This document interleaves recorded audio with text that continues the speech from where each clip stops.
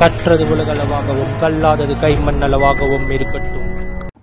Hello everyone, எல்லாரும் எப்படி இருக்கீங்க? நல்லா இருக்கீங்களா? இனி நம்ம பேசுகிற டாபிக் என்ன அப்படின்னு பார்த்தீங்கன்னா டிஏஜிங் அப்படிங்கிறது வந்து பல கோடி ரூபாய் செலவு பண்ணி ஒரு மூவில ஆன் ஸ்கிரீன்ல ஒரு பர்சனோட ஃபேஸை மாத்துறதா இருக்கட்டும். அதை நிறைய விஷயங்கள் நம்ம பேர் வந்து பார்த்துருப்போம். பட் ரியல் லைஃப்ல ஒருத்தர் வந்து கிட்டத்தட்ட மாசத்துக்கு ஒரு 1.25 கோடி ரூபாய் கிட்ட செலவு பண்ணி அவர் வந்து டிஏஜிங் வந்து நோக்கி போயிட்டு இருக்காரு. ரியல் லைஃப் டிஏஜிங் அப்படிங்கிறத நோக்கி போயிட்டு இருக்காரு அப்படின்னா உங்களால நம்ப முடியுமா?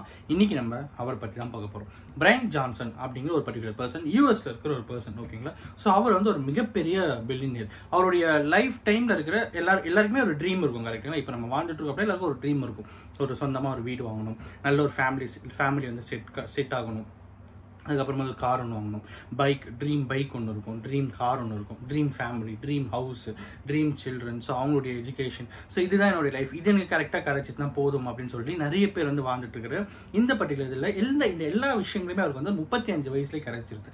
அதுக்கப்புறமா வந்து லைஃபோட பர்பஸ் என்ன அப்படின்னு சொல்லி தேடும்போது அவர் எதை செலக்ட் பண்ணுறாரு அப்படின்னு பார்த்தீங்கன்னா, எல்லாருமே வந்து ஒரு 30 இயர்ஸ் 35 ஏஜ்க்கு அப்புறம் தான் வந்து ஒரு சோஷியல் லைஃப்ல வந்து இன்வால்வ் ஆகுவாங்க. கரெக்டுங்களா? ஸோ அதுக்கும் பர்சனல் லைஃப்ல இருக்க எல்லா விஷயமே பார்த்துட்டு அதுக்கப்புறம் சோஷியல் லைஃப் வந்து நம்ம இன்வால்வ் ஆகிட்டோம் அப்படின்னு நினைப்பாங்க. ஸோ அப்படி இருக்கும்போது இவர் வந்து இவருக்கு 35 ஏஜ்ல இவருக்கு தேவையான எல்லா விஷயங்களும் இவருக்கு கிடைச்சது. நல்ல ஃபேமிலி, நல்ல வீடு, மிகப்பெரிய சொத்துக்கள்னு சொல்லிட்டு எல்லா விஷயங்களும் கிடைச்சது. ஸோ அதுக்கப்புறம் என்ன பர்பஸ் அப்படின்னு சொல்லி யோசிக்கும் போது வந்து டிஏஜிங் அப்படிங்கிற ஒரு பர்டிகுலர் விஷயத்த ரியல் லைஃப்ல எடுத்துட்டு வரணும் அப்படின்னு சொல்லி யோசிக்கிறார். விச் மீன்ஸ் இப்போ அவருக்கு வந்து ஒரு 45 வயசு, பட் ஆனால் அவர் பார்க்கறதுக்கு 35 வயசு ஒரு ஆண் மகன் மாதிரி அவர் இருக்கணும் அப்படின்னு சொல்லி அவர் வந்து ஆசைப்படுறாரு. ஓகேங்களா? ஆக்சுவலோட பர்பஸ் என்ன அப்படின்னு பார்த்தீங்கன்னா, 18 வயசு ஒரு பையனா நான் வந்து மாறணும் அப்படிங்கிறது தான் அவருடைய லைஃப் டைம் கோலா இருக்கு.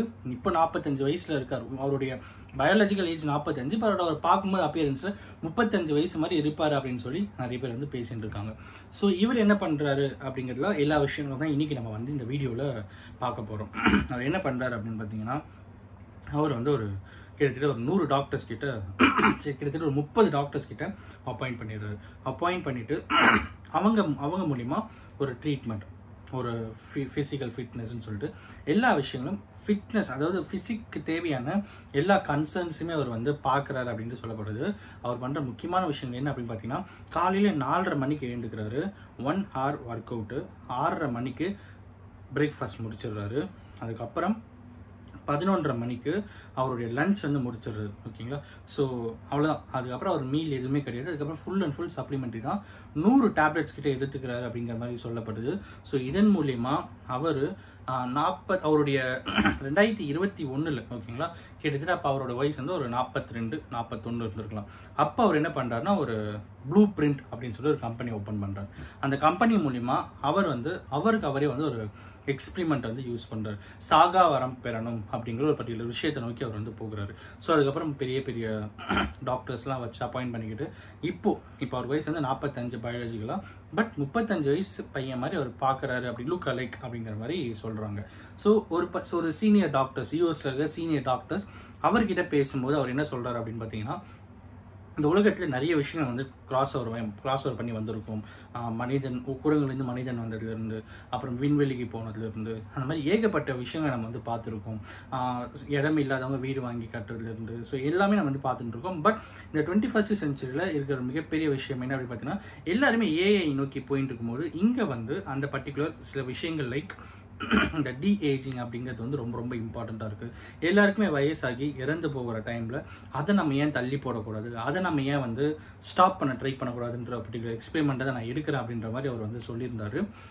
மெடிக்கல் டேர்மில் மெடிக்கலி பார்த்தீங்கன்னா இதெல்லாம் வந்து என்னடா சுத்த பைத்தியகாரத்தனமாக இருக்குது அப்படின்ற மாதிரி நிறைய பேர் வந்து பேசுவாங்க. பட் இருந்தாலும் உண்மையாகவே ஒரு பர்சன் வந்து டிஏஜிங்கை நோக்கி போயிட்டு இருக்காரு அப்படிங்கிறது வந்து it is like Michael Jackson சொல்லலாம். ஸோ அவருமே வந்து எப்பயுமே நான் எங்காவே இருக்கணும் அப்படின்னு சொல்லி நிறைய விஷயங்கள் எடுத்துக்கிட்டு அதுவே ஒரு கடைசியில் வந்து வினையாக வந்து முடிஞ்சது அப்படிங்கிற மாதிரியும் சில ஸ்டடீஸ் வந்து இருக்குது. கரெக்டுங்களா? ஸோ அந்த மாதிரி இருக்கும்போது அது வந்து எந்த அளவுக்கு சேஃபர் ஜோன் அப்படின்றதுலாம் வந்து பெரிய எக்ஸ்பர்ட்ஸ்லாம் கேட்கும்போது அவங்க வந்து இட்ஸ் அப்சல்யூட்லி நாட் அப்படின்ற மாதிரி சொல்லுவாங்க.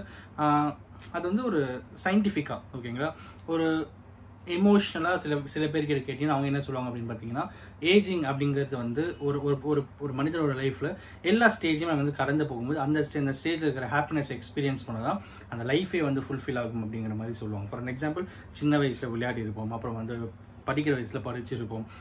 எஸ்பெஷலி ரஜினி சாருடைய ஒரு பாட்டு வரும் பார்த்தீங்களா, 8 மனுஷ வாழ்க்கையை பிரிச்சுக்கோ அப்படின்னு சொல்லி. ஸோ அந்த மாதிரி வந்து ஒரு ஸ்டேஜில் அதுக்கான ஒரு எக்ஸ்பீரியன்ஸ் அப்படிங்கிறது நம்ம பார்த்து வந்திருப்போம். ஃபர்ஸ்ட் முதல் எட்டில் ஆடாதது விளையாட்டில், 2ஆம் எட்டில் கல்லாதது கல்வியல்ல, 3ஆம் எட்டில் செய்யறது திருமணம் இல்லை, 4ஆம் எட்டில் பிறாதது பிள்ளையும் அல்ல சம்திங். அந்த மாதிரி வந்து அப்புறம் வந்து என்ன சொல்கிறது, சொத்து சேர்க்கறது, அதுக்கப்புறம் வந்து ஃபேமிலியை செட்டில் பண்ணுறது, அதுக்கப்புறம் வந்து ஊராக போய் சுற்றுறது, வயசான காலத்தில் கோவில் குளம் சர்ச்சு மாஸ்க்குன்னு சொல்லிட்டு எல்லா இடங்களுமே ஒரு டிவோஷனல் பிளேசஸ் நோக்கி போகுதுன்னு சொல்லி அந்த எக்ஸ்பீரியன்ஸ் நம்ம வரும்போது தான் ரொம்பவே அழகாக இருக்கும் அப்படிங்கிற அவர் சொன்ன விஷயம் வந்து எல்லா மனிதன் லைஃப்லையும் தேவையான ஒரு விஷயம் அப்படிங்கிறத வந்து நிறைய பேர் பேசிகிட்டு இருக்காங்க. பட் இருந்தாலும் இந்த மாதிரி ஒரு பர்டிகுலர் பர்சன் இங்கே இருந்துட்டு இருக்காரு அப்படின்னா அவருடைய வருஷத்துக்கு அவர் செலவு பண்ணுற அமௌண்ட் வந்து 20 பில்லியன் சொல்கிறாங்க. கிட்டத்தட்ட 18 கோடி ஐஎன்ஆரில் 18 கோடி மேலே வரும்.